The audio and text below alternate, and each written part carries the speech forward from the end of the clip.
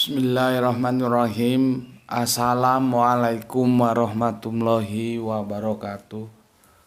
Ashadu an la ilaha illallah, ashadu anna Muhammad Rasulullah.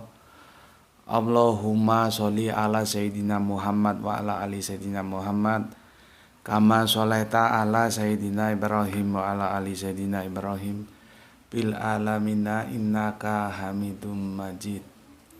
Alhamdulillah kita bisa melanjutkan kajian-kajian kita sebagaimana waktu-waktu yang lalu ya. Dan seperti yang telah aku janjikan, aku akan menjelaskan sebagaimana yang telah kita ketahui bersama ya. Adanya sebuah polemik tentang sholat 5 waktu ya. Apakah itu ada di dalam Al-Quran atau tidak? Kajian ini sebetulnya akan kita bahas pada waktu-waktu yang lalu, cuman karena kondisionalnya tidak memungkinkan, maka sekarang baru bisa kita bahas. Sebelumnya mari kita doakan semua saudara-saudara kita yang mendukung channel ini, semoga dukungannya itu menjadi catatan langit amal soleh bagi mereka dan keluarga semuanya. Dan seperti saat ini di tempatku ini mendung gelap ya. Makanya kalau videonya nanti kurang terang mohon dimaklumi, gelap ini, sebentar lagi hujan dan minggu-minggu ini terus diguyur hujan ya. Begitu juga aku selalu berkorespondensi ya, berbagi info dengan sahabatku yang ada di Borneo ya, di Kalimantan Tengah. Beliau adalah seorang pendeta, alumni dari Sekolah Teologi Salatiga, dan kami berteman baik ya, bersahabat. Begitu juga di daerah mereka, ternyata di sana juga sedang banjir ya. Cuman beda banjirnya. Kalau di daerah kami ini banjirnya banjir bandang. Jadi dia mengalir, menggeret apapun yang ada yang dia hadapi, dia geret, dia terjang ya, membandang dia. Kalau banjir yang di tempat sahabat pendetaku yang ada di Kalteng itu ya, Borneo, itu rob, jadi airnya rob, airnya naik, tidak menggeret, tidak membandang ya. Kok di sini kan di pegunungan, sedangkan di sana itu airnya bersumber dari hutan katanya, yang telah mengalami penanganan yang tidak tepat atau gimana, karena airnya itu seperti Coca-Cola. Aku sempat tanya kenapa airnya seperti Coca-Cola begitu ya. Ternyata dijawab karena gambut gitu. Jadi gambut itu memberi warna merah kepada air yang ada di sana. Yang itu hingga akhir-akhir ini masih ya samalah mengkhawatirkan ya. Tapi semoga tidak, dan kita doakan semoga lah negeri kita ini semuanya damai, aman, terhindar dari segala bencana ya. Kita doakan semuanya. Seperti yang aku telah sampaikan bahwa di dalam Islam itu ada persaudaraan yang diikat akidah, diikat nation, kebangsaan, diikat kemanusiaan ya. Jadi kalaupun kita tidak bersaudara secara akidah, setidaknya kita bersaudara secara kebangsaan. Maka kita doakan semoga seluruh rakyat dari bangsa negeri ini, negeri kita yang kita cintai ini, terhindar dari bencana yang ada ya. Khususnya akhir-akhir ini banjir. Ngeri kalau lihat. Oke, amin ya Allah, semoga terhindarkan semuanya. Saat ini seperti yang aku janjikan, aku akan menjelaskan sholat. Maka tajuk kita adalah sholat 5. Nanti gini lah ya, dalam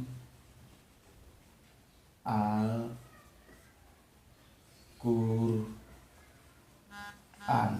gitu ya. Terus ininya besar juga, 5 sholat. Gini ya Le ya. Sholat 5 dalam Al-Quran, 5 sholat. Judulnya begitu. Oke.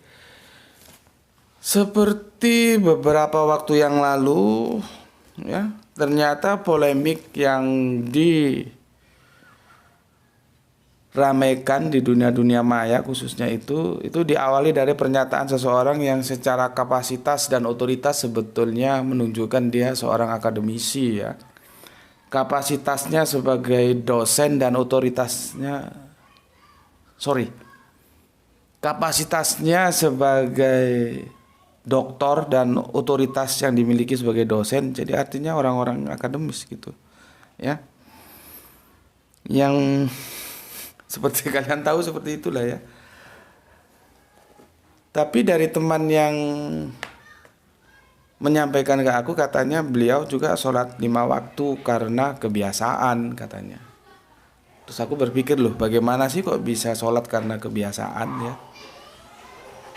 Makanya aku tidak setuju ketika agama itu menjadi budaya atau budaya menjadi agama, karena itu masing-masing mempunyai konsekuensi yang ada tidak baiknya meskipun ada baiknya. Jadi biar saja agama menjadi agama dan budaya menjadi budaya gitu. Ya. Kan aku sudah bilang sekarang, kalau sekarang usianya 55, kita belajar sholat selama ini ketika dimulai usia 10 tahun, berarti dari usia 10 tahun sampai ke 55. Nah, saya nggak tahu bahwa di dalam Al-Quran itu ada perintah sholat. Sholat 5 atau 5 sholat.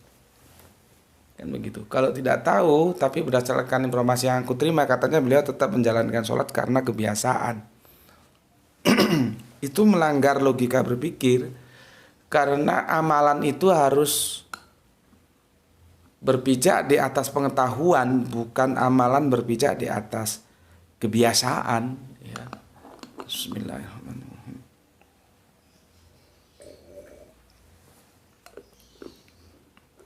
Seharusnya kalau kita berpikir akademis, setiap amalan itu harus berpijak di atas pengetahuan, ya. Tahu dulu baru diamalkan, diilmui dulu baru diamalkan, bukan berdasarkan kebiasaan. Kalau kebiasaan itu karena efek ketika agama itu menjadi budaya. Kalau itu yang terjadi, sakralitasnya kurang. Berapa banyak orang yang secara ritual melakukan sholat, tetapi secara faktual dia justru tidak sholat. Ya, jadi sholat itu ada sholat ritual, ada sholat faktual. Ya, berapa banyak orang yang secara ritual dia soleh, tapi dalam kehidupannya sama sekali tidak soleh. Kalau semua orang itu sholat secara ritual dan sholat secara faktual, artinya sholat dia yang dilakukan itu akan menjadi landasan kehidupannya dalam kesehariannya. Ya, yang namanya maling duit rakyat itu ndak ada, ya, ndak ada. Cuman faktanya kan ada, ya itulah karena sebatas budaya. Begitu juga misalkan seorang wanita memakai jilbab, itu beda ketika dia memakai jilbab itu dengan sebuah kesadaran bahwa itu adalah perintah agamanya tentang menutup aurat bagi seorang wanita, atau karena sekedar itu adalah tren, mode, itu beda. Beda ya. Meskipun secara lahiriah dilihat ya sama-sama pakai jilbab atau pakai kerudung ya. Kalau kita orang Indonesia nyebutnya kerudung gitu ya. Oke. Aku akan menjelaskan tentang sholat ini nanti. Dengan penjelasan ini akan membantu kalian untuk memahami sholawat. Jadi ini satu tarikan napas ketika aku menjelaskan sholat. Nanti dia akan menjelaskan tentang sholawat seperti yang telah aku janjikan ya. Dan sudah ditagih, aduh bolak-balik ditagih ya. Ya mohon dimaafkan lah. Kita coba kaji pelan-pelan dulu ya. Pelan-pelan dulu. Landasan berpikirnya itu seperti apa. Jadi begini ya. Sebentar. Habis sudah. Nanti judulnya tuh ya. Sekarang kita coba sholawat. Aku Arabiunnya jelek, orang nulis Latin aja jelek, apalagi nulis apa? Arubiun ya, tambah jelek ya. Sholawat dan sholat itu satu rumpun kata, jadernya sama. Seperti begini loh. Propaganda, provokasi, provokator, apalagi. Itu tasrifnya itu ya begitu, propaganda, provokasi, provokator. Itu kalau ditasrif begitu, dan ini satu akar kata, satu jader. Sama dengan sholat dan sholawat itu satu akar kata ya. Terus apa bedanya? Yang membedakan tuh begini. Kalau sholawat itu jamak. Kalau sholat itu mufrad. Mungkin kurang familiar dengan istilah-istilah pesantren ya. Ini plural. Nah, kalau ini mungkin bisa ditangkap. Kalau ini singular, single. Ya. Jadi sebetulnya sholawat ya sama sholat itu sama ya. Cuman kalau sholawat itu jamaknya, pluralnya, kalau sholat itu mufrad, dia singular. Tasrifnya gimana? Ya tasrifnya dari sholat itu ditarik itu dari sholat. Ini ya. Sebentar. Gini, terus ditarik lagi dari yusolu, shola yusolu, yusolu.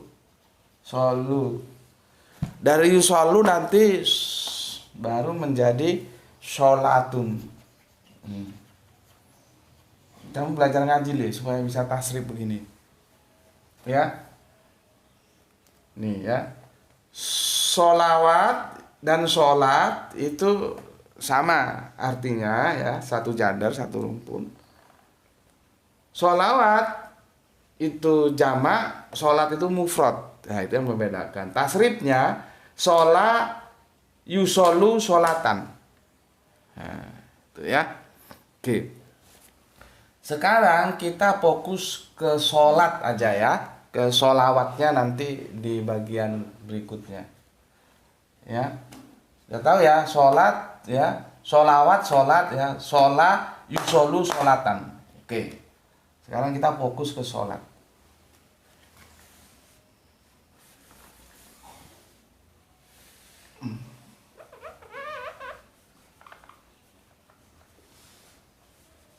Ini ya. Ini sholat. Sholat ini bisa kita bagi dua lagi. Dia tinjauannya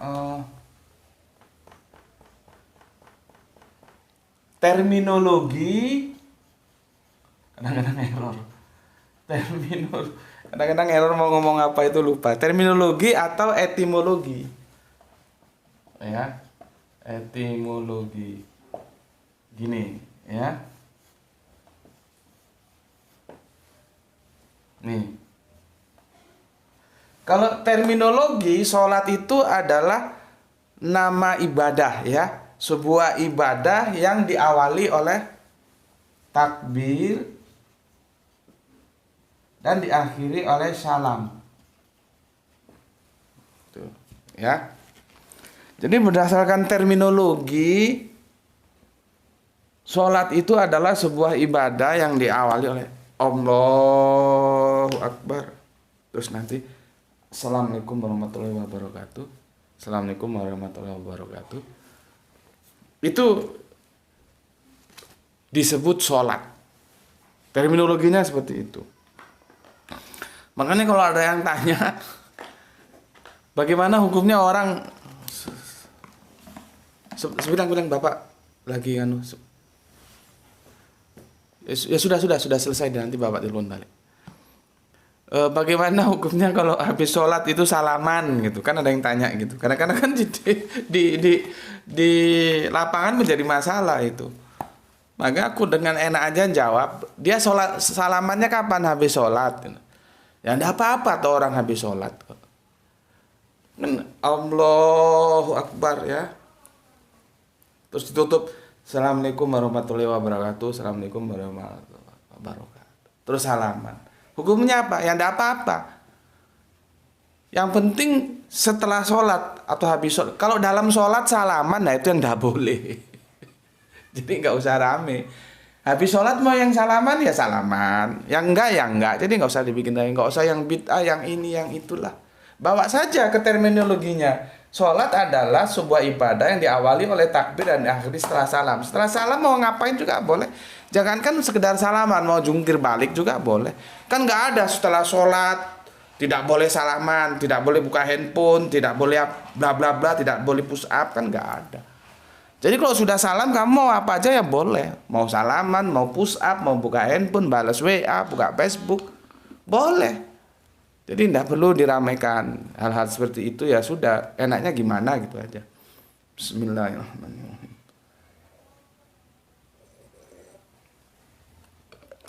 Nggak perlu rame yang bid'ah lah, yang bid'i lah, yang bid'u lah. Oke ya. Itu secara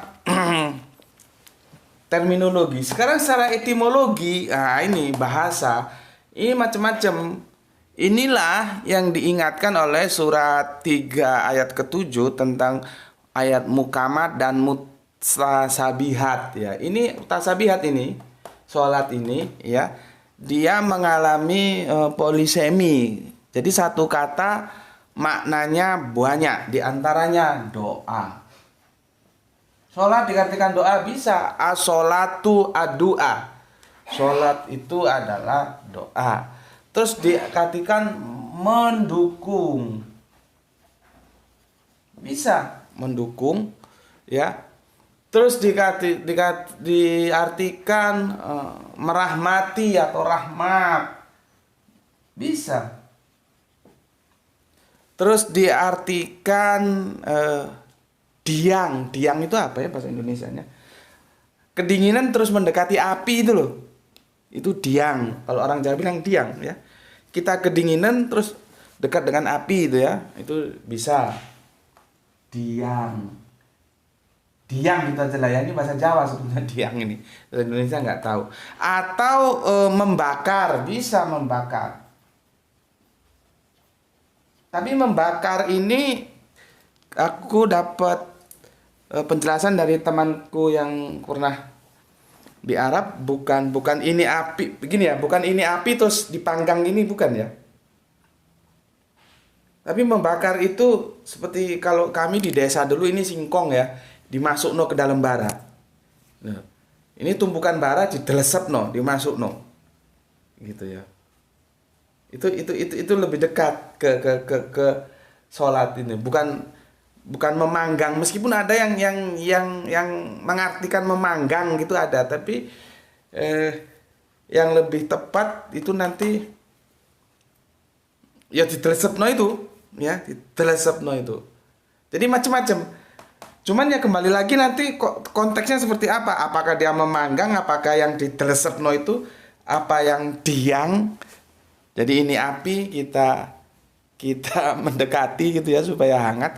Atau kita tambahkan aja lah ya, diang membakar terus memanggang gitu ya, memanggang.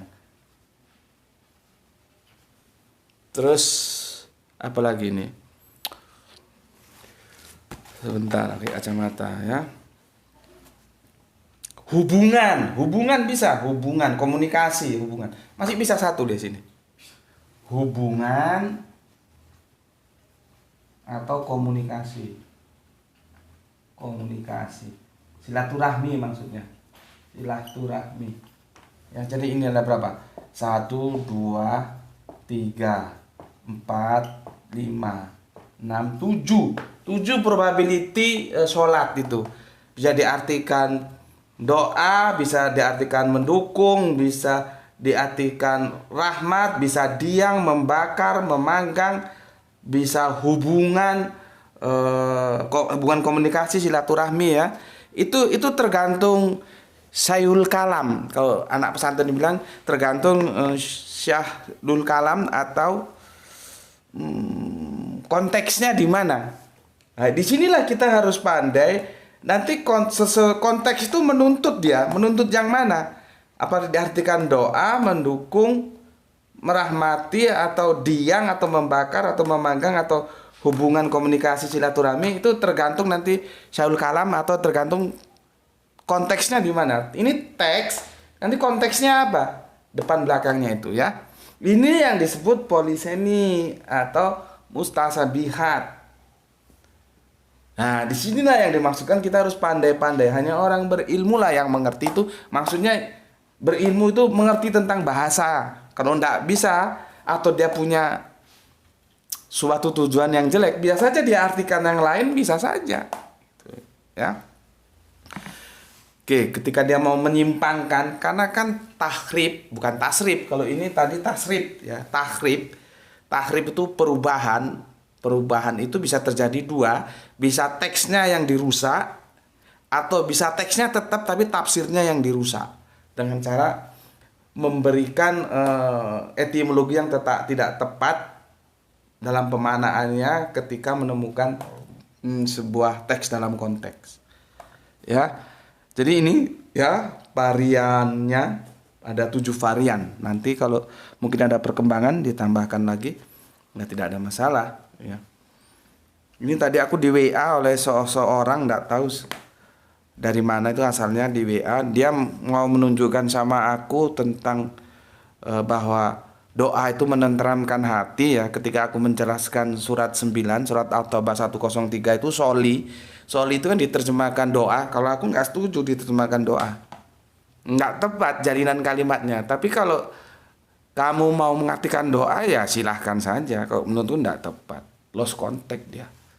Tadi aku dikirimi mungkin maksudnya dia akan setuju bahwa soli itu di surat 9 surat At-Taubah 103 itu dimaknai seperti yang ada di depak, yaitu doa ya.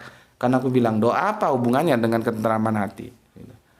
Ya memang doa menenteramkan hati, tapi konteksnya bukan itu.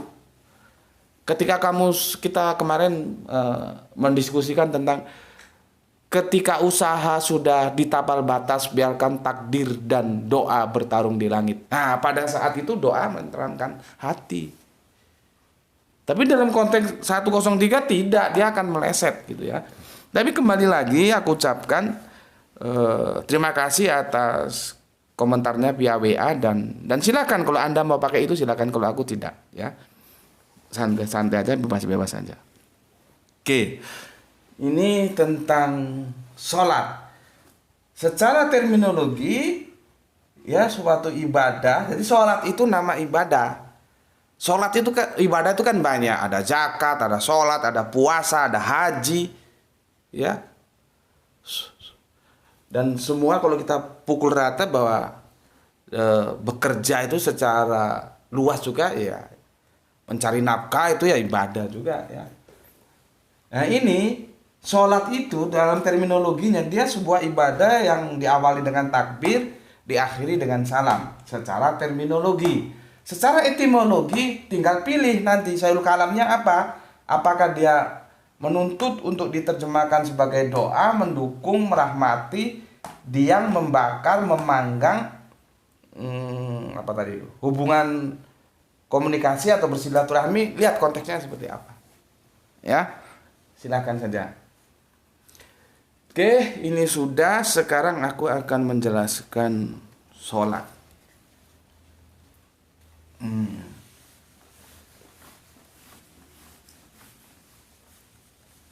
Ada beberapa yang harus kita perhatikan dulu, pesan-pesan Allah tentang sholat di dalam Al-Quran. Setelah aku kompilasi, ada beberapa ini ya. Kita awali dari surat sini ya, Quran surat Al-Mudatsir ya. Al-Mudatsir surat 74 ayatnya 42 sampai 43. Apa artinya? Ini sebuah pertanyaan. Kan aku sudah bilang bahwa Al-Quran itu turun dalam bahasa dialog ya. Begini, apa yang menyebabkan kamu masuk ke dalam sakor? Coba. Kalau kamu nanti ditanya apa yang menyebabkan kamu masuk ke dalam Sagor. Sagor itu neraka, nama neraka. Lalu dijawab, ya. Dijawab. Mereka menjawab, dahulu kami tidak termasuk orang-orang yang melaksanakan sholat. Coba. Makanya kamu tuh sholat jangan lupa. Bapak tiap kali ingatkan kamu sholat, kalau ngantuk sholat dulu baru tidur. Jangan karena ngantuk tidur nggak sholat. Ya, coba kalau kamu ditanya gini besok, apa jawabmu? Jelas banget pertanyaannya. Apa yang menyebabkan kamu masuk ke dalam neraka? Sagor itu maksudnya neraka. Apa yang menyebabkan kamu masuk ke dalam Sagor? Lalu dijawab. Mereka menjawab, dahulu kami termasuk orang-orang yang tidak melaksanakan sholat. Jadi tidak sholat. Coba. Gimana pentingnya sholat? Coba itu, supaya kamu nggak males sholat, kamu tarik cerita ini dalam kehidupanmu sekarang. Kamu ada di dalam neraka dan kamu ditanya, kenapa? Opo okon, kenapa kamu kok sampai masuk Sagor sini loh? Mereka menjawab, ya, dahulu kami tidak termasuk orang yang melaksanakan sholat. Artinya dia tidak sholat. Coba. Padahal hidup ini mampir ngombe, seperti judul tajuk kita. Jadi kita di dunia ini mampir. Apakah kita akan kembali? Iya, kita akan kembali pulang. Karena kita di dunia ini hanya mampir ngombe. Sesaat mampir ngombe, kita akan pulang.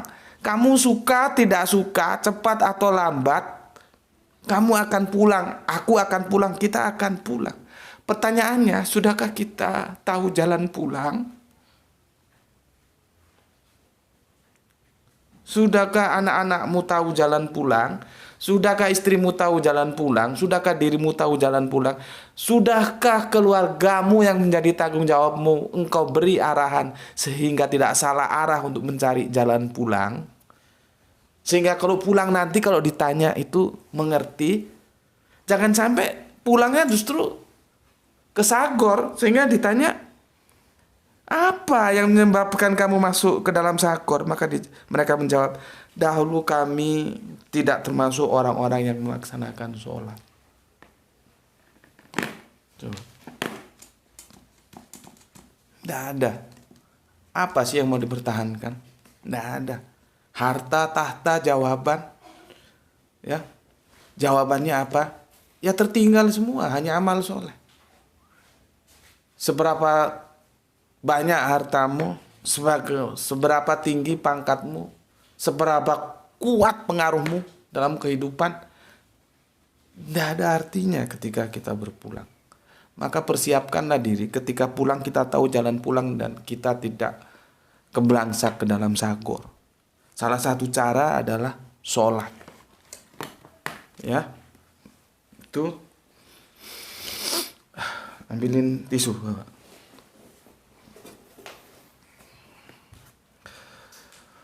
Berikutnya Quran surat Toha.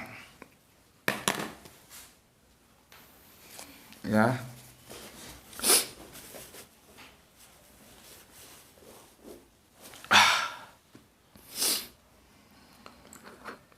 Minum dulu. Bismillah.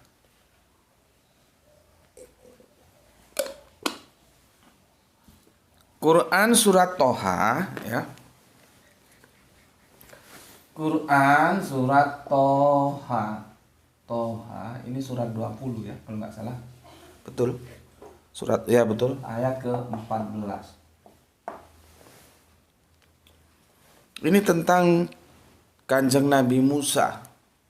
Aku kemarin diajar sama guru Al-Qur'anku minggu kemarin, katakan begini, suatu kesalahan ya, ketika kita dulu belajar ngaji, belajar sekolah, atau anak-anak kita sekarang ditanyain, sembahanmu siapa? Allah. Kitabmu siapa? Al-Quran. Nabimu siapa? Kanjeng Nabi Muhammad gitu. itu sama guru ngajiku disalahkan. Nggak boleh menjawab bahwa Kanjeng Nabimu siapa? Kanjeng Nabi Muhammad itu enggak. Itu nggak tepat katanya. Dan ketidaktepatan itu sudah mendarah daging kan, menjadi sesuatu yang salah tetapi menjadi kaprah. Karena menurut penjelasan dari guru ngajiku, nabi kita ya semua nabi dari mulai Abraham sampai Ishak, Ismail, Moses atau Musa sampai Daud sampai Kanjeng Nabi Isa, berikutnya ditutup yang paling keragil, paling bungsu Kanjeng Nabi Muhammad. Itu semua nabi-nabi kita. Gitu. Kalau kemarin dijelaskan begitu aku. Jadi kalau dijawab siapa nabimu Kanjeng Nabi Muhammad, itu masih kurang tepat. Karena kita mengimani semua nabi. Dan kita tidak boleh membeda-bedakan di antara mereka. Maka kalau dia paham itu maksudku kan gini, dalam perdebatan tuh biasanya ketika satu pihak menyerang Kanjeng Nabi kita ya, Nabi Muhammad, lalu dibalas kita menyerang sosok dari mereka, itu tidak boleh, karena yang kita serang itu juga harus kita hormati. Jadi biarkan saja dia menyerang Nabi kita, orang dia tidak beriman. Kalau kita kan beriman dengan sosok yang diagungkan mereka, meskipun itu sebagai nabi bukan Allah. Jadi jangan dibalas terus kita menyerang balik, jangan, tidak boleh, karena kita nggak boleh membeda-bedakan dan semua itu nabi-nabi kita gitu. Semua itu sosok yang harus kita hormati begitu. Perkara mereka menyerang nabi kita ya itu urusan dia, biarlah. Tapi jangan dibalas. Jadi kita tidak perlu gebar-gembor agama kasih, nggak perlu. Kita langsung aja kita buktikan kita mengasihi, menyayangi, dan kita beradab terhadap semua nabi, begitu aja. Ya, kan lucu kalau gemar-gemor agama kasih tapi berlaku tidak sopan terhadap, ya walaupun mereka tidak, kalau lah taruh katalah mereka tidak mengimani, itu kan bukan berarti mereka terus sebebas-bebasnya bisa berlaku tidak hormat terhadap sosok yang dihormati orang lain, kan tidak boleh gitu, ya. Makanya kita tidak perlu membalas, cukup kita harus tetap menghormati gitu. Perkara mereka menghujat itu biarin saja, itu urusan mereka. Oke. Dan ini surat Toha 20 ini menggambarkan tentang Kanjeng Nabi Musa. Apa katanya? Sorry. Surat Toha itu begini. Sungguh, jadi disinilah sesembahan itu memperkenalkan dirinya di sini. Namanya disebut. Sungguh aku ini Allah. Ya.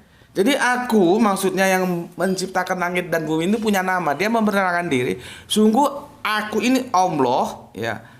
Tidak ada ilah selain aku. Ya. Maka sembahlah ya aku, atau beribadalah kepadaku, itu lebih tepat begitu ya.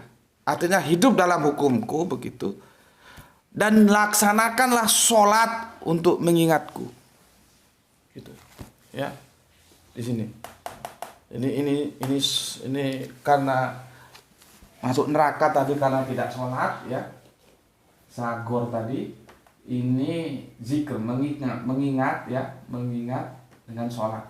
Jadi kita diperintahkan sholat ya, untuk mengingat Allah itu. Tapi jangan ingat pokoknya ingat Allah gitu. Aduh, ya ini sudah bahasa tasawuf sih ya, agak repot. Yang dimaksud eling itu seperti apa? Bukan sekedar eling, oh ya Allah, bukan begitu maksudnya ya. Maka untuk mengingat Allah kita diperintahkan sholat. Ya. Jadi dia itu memperkenalkan dirinya, aku ini Allah. Ya. Aku ini Allah. Ya. Tidak ada ilah selain aku, maka beribadahlah kepadaku ya. Laksanakan sholat untuk mengingatku. Sholat. Berapa ini? 1, 2 ya. Berikutnya surat Toha sudah. Surat Al-Baqarah. Surat Al-Baqarah nanti aja ya, karena ada penjelasan. Kita langsung ke surat Kabut. 3. Surat Al-Ankabut, ya. Al-Ankabut ini surat 29 ya, ayatnya 45. 29 ayatnya 45. Apa katanya? Bacalah kitab yang telah diwahyukan kepadamu, maksudnya Al-Quran, maksudnya Kanjeng Nabi Muhammad, dan laksanakanlah sholat. Ini yang menarik. Dan ini banyak dikutip kalau kita khotbah Jumat, ya. Ini tukang-tukang khotbah ini hafal ini, ya. Sholat Jumat apalagi itu biasanya dibaca. Sesungguhnya sholat itu mencegah dari perbuatan keji dan mungkar.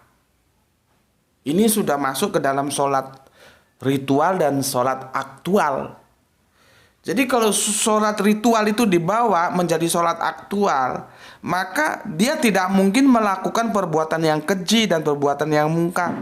Nggak mungkin nyolong, nggak mungkin menyakiti hati yang lain, tidak mau mengambil yang bukan haknya. Selalu menghormati siapapun. Jadi sholatnya itu berdampak sebagai sholat ritual dan begitu juga sebagai sholat aktual. Jadi maka dijelaskan dalam surat Al-Ankabut itu, sholat sesungguhnya sholat itu mencegah dari perbuatan keji dan munkar. Nah, sekarang jawaban sendiri, kalau kamu sholat secara ritual tapi faktualnya kamu suka dalam kehidupan yang itu notabene keji dan munkar, lah terus diopo sholatmu? Apa artinya sholatmu? Gitu loh, ya. Tidak bisa dipisahkan antara sholat ritual dan sholat aktual. Kalau kamu menyakiti sesama, terus apa artinya sholatmu? Kalau kamu mengambil yang bukan hakmu, apa sholat? Artinya sholatmu. Kalau kamu tidak mau menolong sesama, apa artinya sholatmu? Kalau kamu tidak menghormati sesama, apa artinya sholat? Ya.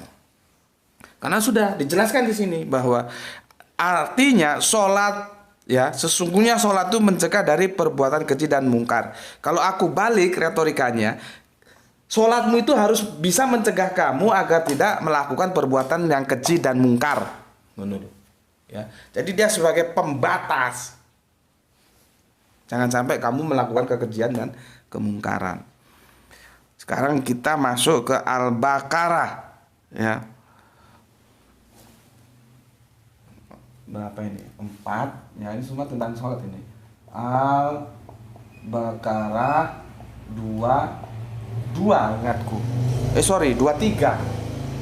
23 ya. Tapi ini nggak bisa dibaca di 23, dia harus dibaca ke 22 dulu. Kalau dua-duanya itu mana deh Bapak buka nganu terlalu lama. Al-Qur'annya mana? Sorry, ini sudah ada. Ternyata sudah terbuka. Ya, surat Al-Baqarah yang 2-nya kan gini. Kitab Al-Qur'an ini tidak ada keraguan padanya, petunjuk agar orang menjadi takwa. Jadi bukan petunjuk bagi mereka yang bertakwa. Dan mereka bertakwanya dengan apa? Bukan begitu. Jadi petunjuk. Jadi Al-Qur'an ini menjadikan orang bertakwa gitu loh. Bukan bertakwa dulu terus dia mau Al-Qur'an, tidak begitu, ya. Jadi terjemahan yang pas, kitab Al-Qur'an ini maksudnya tidak ada keraguan padanya, ya. Jadi hudalil mutakin itu petunjuk supaya kita menjadi mutakin, supaya kita menjadi takwa, gitu ya. Apa sih takwa itu? Ya, itu mereka yang beriman, ya, kepada nanti kehidupan nanti yang gaib itu, ya. Dan ini intinya melaksanakan sholat, ya, melaksanakan sholat ini takwa. Jadi kalau kamu ngomong takwa tapi kamu nggak sholat, ya nggak bisa. Kalau kamu beli baju takwa bisa ke pasar itu, baju takwa itu ya 100.000 lah dapat. Tapi setelah kamu pakai baju takwa terus kamu dibilang orang takwa, ya iya, tapi yang takwa bajunya. Kalau kamu nggak sholat, nggak bisa kamu dapat gelar mutakin ini, ya, nggak bisa kamu takwa. Orang kamu nggak sholat. Jadi harus sholat. Tadi di Al-Ankabut ini mencegah perbuatan keji dan mungkar, ya. Keji dan mungkar. Oke. Ya, Al-Baqarah 23 ya. Jadi salah satu syarat supaya kita bisa mendapat gelar mutakin, takwa itu, ya sholat itu. Kalau ndak sholat ya ndak iso. Ya paling ya bajumu sing takwa. Kalau kamu beli baju berapa sih ya? Ya 100-150 lah. Sudah dapat bagus itu, beli baju takwa sana. Tahu tuh yang jual. Beli baju takwa, Pak, Bu, gitu. Nanti kamu dikasih baju takwa terus kamu pakai. Terus kamu bilang kamu orang bertakwa. Iya, bertakwa tapi bajunya. Nanti kamu masuk sahur, bajunya masuk jannah. Jadi orangnya ke neraka, bajunya yang ke surga gitu ya. Oke, sekarang yang terakhir ya. Ini surat masih Al-Baqarah ya. Jadi aku ambil 5. Kalau kita cari lagi bisa jadi lebih ya, tapi 5 saja. 5 ini surat Al-Baqarah tetap 2 ya. Yang kelima surat Al-Baqarah surat 2 ayatnya 238. Begini. Di sini ada sisi lain yang harus aku jelaskan meskipun itu bukan menu utama kita ya, tapi sekalian lah. Seperti yang aku bilang kan, kajian-kajian kita itu berputar kemana-mana dulu, nanti baru menuju ke titik tengah, jebret gitu ya. Dia nggak bisa strike gitu. Begini, peliharalah semua sholat dan sholat wusta. Kalau di sini sholatil wusta, ya, Arabiunnya begitu. Dan laksanakanlah karena Allah dengan khusyuk. Jadi kita melaksanakan sholat itu karena Allah, bukan karena mertua, bukan karena pacar, bukan karena atasan, bukan karena sosial masyarakat, karena kita mau nyalon, entah nyalon apalah terserah supaya pencitraan supaya kelihatan soleh, bukan. Itu nggak ada artinya, sia-sia. Sesuatu yang menjadi bermakna ketika ikhlas ya. Nanti kawan-kawan kita ikhlas itu begini loh, 1:1 sama dengan berapa? Ya 1 dia 100%. Itu loh. Kalau 1 dibagi 2 jadi berapa? Setengah. Dibagi 4 seperempat, bagi 5 seperlima. Semakin banyak yang bagi 1/100 jadi 1/100 0,000. Kita hanya berbagi sama Allah aja. 1 dibagi 1 ini namanya ikhlas. Jadi 100% hanya karena Allah, bukan karena yang lain. Tapi kalau pembaginya semakin banyak, ketidakikhlasannya semakin banyak, ya semakin kecil nilai. Kalau itu hitungan matematika supaya gampang seperti itu. Ya. Oke. Peliharalah semua sholat. Jadi kita diperintahkan untuk memelihara sholat. Ya, pelihara. Pelihara sebetulnya aku lebih senang mengatakan jagalah sholatmu. Jagalah semua sholatmu gitu ya. Lebih pas jaga sepertinya daripada pelihara ya. Jagalah semua sholat dan sholat wusta. Ya. Dan laksanakanlah karena Allah, bukan karena yang lain ya. Dengan khusyuk. Pertanyaannya apa sholat wusta itu? Ya. Aku menggali informasi kalau dari etimologi kata wusta itu berasal dari Arabian yang berarti itu tengah atau jari tengah. Ya. Tengah ya, pertengahan atau jari tengah, wusta atau pertengahan. Tapi kalau itu diartikan jari pertengahan tuh gimana? Terus di literatur banyak yang mengatakan tuh sholat asar, tapi ada lagi mengatakan itu sholat subuh. Mungkin mereka menghitungnya berdasarkan waktu ini, oh di tengah-tengah gitu mungkin ya. Tapi apapun adanya ya terserah lah, cuman aku tidak setuju. Aku tidak setuju tafsiran itu. Kalau aku sih sholat wusta itu tengah itu wasit. Jadi begini, sholat wusta itu sholatmu itu menjadi apa ya? Artinya kita sebagai mukmin ditugaskan untuk bertindak sebagai wasit, penengah dalam berbagai kehidupan. Jadi jangan kita diwasiti terus. Jadi kita jangan diwasiti terus, tapi dengan sholat itu kita menjadi wasit. Sholat wusta, sholat yang menjadi wasit, sholat yang menjadi tengah. Tengah itu artinya adil, membawa kedamaian kepada siapapun gitu loh. Kan kita diperintahkan adil terhadap siapapun, bukan hanya terhadap orang Islam. Terhadap siapapun kita diperintahkan berbuat adil lah engkau. Bahkan dilarang, janganlah ketidaksukaanmu terhadap sesuatu sehingga engkau tidak berbuat adil gitu. Ya. Jadi kalau aku memahami, ya boleh setuju boleh enggak. Sholat wusta itu tengah itu wasit. Dengan sholat itu kita menjadi wasit, menjadi penengah dalam kehidupan kita, bukan tambah kita diwasiti gitu loh. Ya.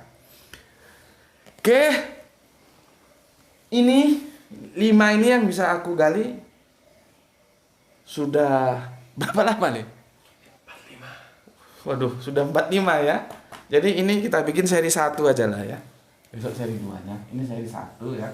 Seri 1. Sekarang yang aku ajak kalian berpikir, begitu banyaknya informasi dalam sholat yang itu disampaikan Allah di dalam Al-Quran, ya, bertebaran, ada di Al-Mudatsir, ada di Toha, ada di Al-Ankabut, ada di Al-Baqarah, ya. Dan ini juga kan ini sebatas yang aku mampu. Mungkin kalau kita gali banyak lagi informasi-informasi tentang sholat. Terus yang menjadi pertanyaan kita, benarkah ini juga sholat ini harus diselesaikan dulu? Ini sholat yang mana ini? Ya, ini sholat yang mana ini? Ya, kan ini belum selesai nih. Masih umum. Nanti harus ada khusus. Sholat yang mana ini yang dimaksud gitulah ya. Nah, terus dengan demikian, masa sih sholat 5 atau 5 sholat itu nggak diinformasikan dalam Al-Quran? Gitu loh. Kan ya nggak mungkin toh. Sedangkan bagaimana perlunya sholat itu kita diwanti. Ini kan diwanti-wanti untuk kita taati sholat itu. Ya, 1, 2, 3, 4, 5 ini. Bahkan kalau kita mau teliti lagi, nanti kamu silakan cari lagi, itu masih banyak. Kita diwanti-wanti. Tadi yang sudah tegas kita disuruh untuk menjaga sholat. Terus apakah kira-kira sholat 5 itu atau 5 sholat itu tidak ada dalam Al-Quran gitu. Kan menjadi sesuatu yang anti klimak. Sedangkan perintahnya aja, wanti-wantinya aja di dalam Al-Quran ada. Mosok penjelasan tentang sholat 5 itu di dalam Al-Quran nggak ada gitu ya. Ya itulah yang akan kita coba lanjutkan besok di seri kedua ya. Akan kita gali lagi. Jadi ini sholat 5 dalam Al-Quran atau 5 sholat itu dalam seri yang pertama ya. Insya Allah besok akan kita lanjutkan seri kedua sehingga kita menghujam ke sini. Adakah sholat 5 atau 5 sholat dalam Al-Quran? Setelah itu selesai seri 2, baru aku akan menjelaskan tentang sholawat. Itu dulu dari aku, semoga bermanfaat untuk kita semua ya. Untuk teman-teman yang Kristen atau teman-teman yang di luar Islam, goiru Islam ya, yang kafir ya. Anda jangan tersinggung kalau aku menggunakan diksi kafir. Berkali-kali aku jelaskan, kafir itu artinya menutup. Dan kami pun kafir. Kami ini kafir terhadap semua yang di luar Islam. Yang kami imani hanya Islam gitu. Itu istilahan kafir. Jadi masalahnya kita tidak begitu familiar. Kafir itu tidak mengejek, tidak menghujat, tidak. Dia idiom biasa. Artinya apa? Tertutup. Kami ini tertutup terhadap yang di luar Islam. Jadi kalau kami dibilang kafir, ya kami terima. Artinya kafir terhadap yang di luar Islam gitu loh ya. Jadi ini berkali-kali aku jelaskan dan videonya sudah ada. Kalau mau dicari juga silahkan, tentang kafir sudah aku jelaskan ya. Karena kita kan tidak diberikan penjelasan yang itu secara akademik itu mencerahkan, tidak. Dan kita sudah terbius dengan framing-framing yang itu tidak benar, yang bisa disebut dengan salah kaprah itu loh. Jadi seolah-olah kalau dibilang kafir orang marah gitu. Enggak, orang kafir itu julukan. Justru kalau misalkan ada orang lain yang di luar Islam bilang aku ini orang beriman, itu jadi masalah. Karena apa? Justru iman menurut ukuran dia kan. bukan iman untuk ukuranku gitu ya. Oke lah, ini sekedar menutup ya. Semoga tidak ada ketersinggungan di antara kita. Semoga kita tetap membicarakan perbedaan-perbedaan di antara kita dengan hormat, dan kita menunjukkan bahwa kita sebagai orang beragama kita harus lebih baik. Kalau orang ateis saja bisa sopan, bisa santun, masa kita tidak bisa ya? Itu dari aku. Pesan terakhir, jaga sholat supaya ini tidak masuk ke dalam kita, istri kita, anak kita, cucu kita, keluarga kita, semuanya, supaya tidak kebelangsak masuk ke sagor ya. Jaga sholat, dan jaga sholat ya. Itu dari aku, sampai ketemu kembali besok di seri kedua. Bismillahirrahmanirrahim. Alhamdulillahirabbil alamin.